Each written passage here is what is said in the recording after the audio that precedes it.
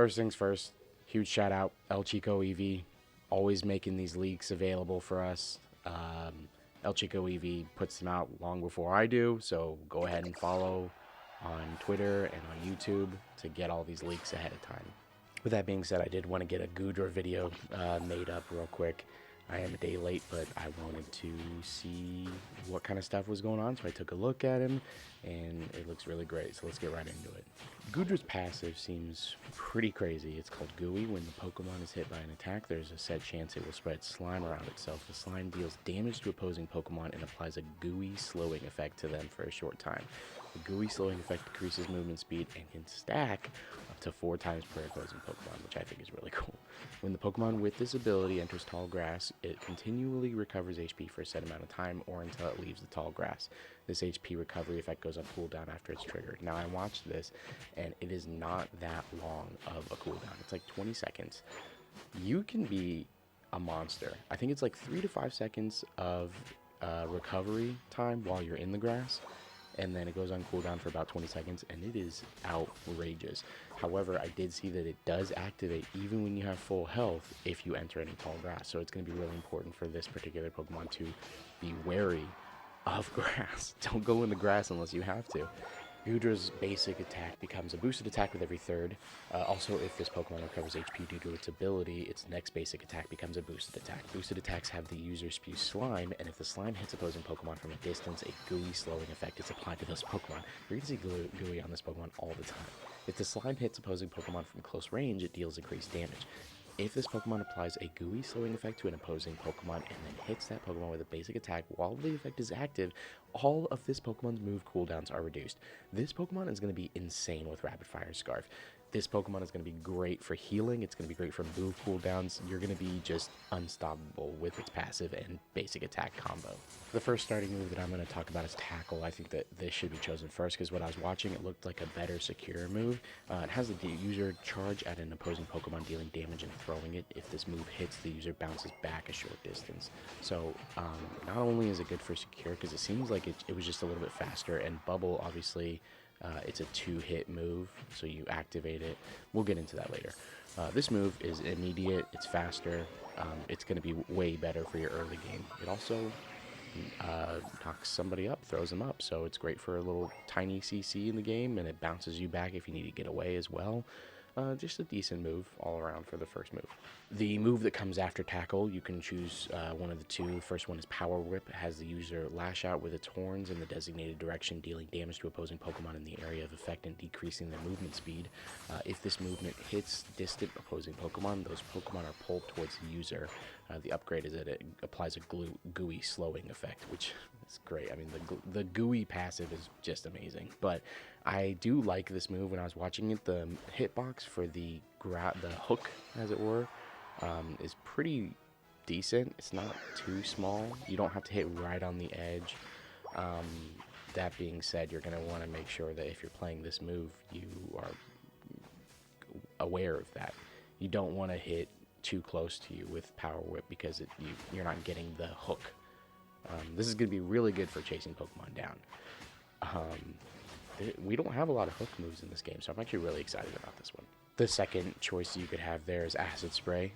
Has the user spit acidic fluid at an opposing Pokemon, dealing damage to opposing Pokemon in an area of effect centered on the Pokemon it hits and decreasing their movement speed. Already a pretty good move, but then this move is used again. The user charges in the designated direction and deals damage to opposing Pokemon it hits.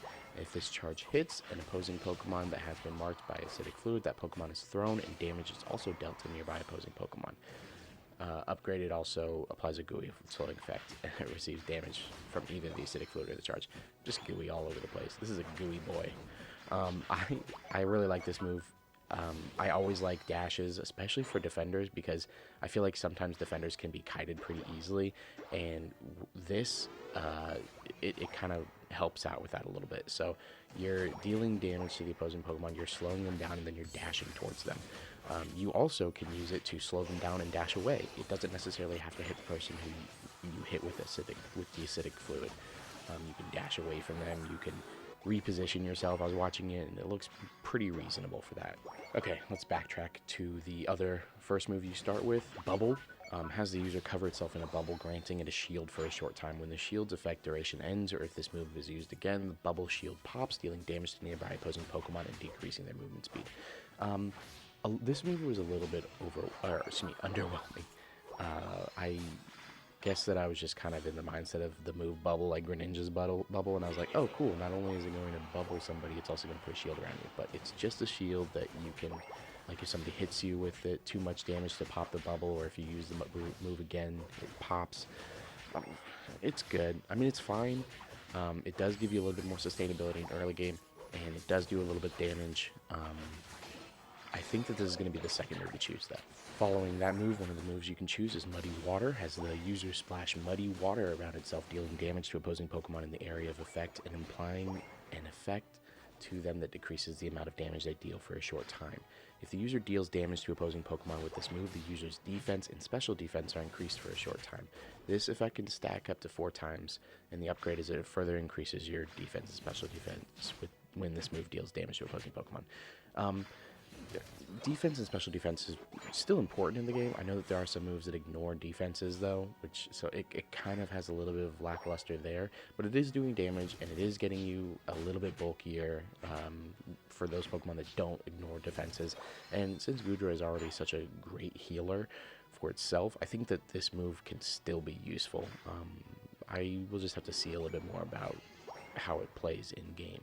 And finally, the last move you can choose is Dragon Pulse. Has the user unleash a shockwave in the designated direction, dealing damage to opposing Pokemon it hits. If the center of the shockwave hits opposing Pokemon, it deals increased damage to them and restores the user's HP.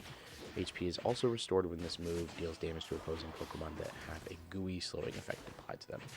Which, just more gooey. This move, I don't know, it's fine. I wasn't super excited about it. It just seems like another beam. We have a lot of beams in this game. Does increase damage, restores your HP. This would actually pair really well with its Unite move because we'll get into the Unite move later, but this is doing some good work by giving you HP. So, I mean, I guess it just depends on if you want to have an AoE effect that increases your defense and special defense, or if you want to probably heavier damage dealing move that heals you a little bit. We're gonna wait and see how it works. And last but not least, the Unite move. Right as Rain. I love, first of all, the sound. I'm big on the sounds. I need to fix the sound on my stream, but give a quick listen to this wonderful sound.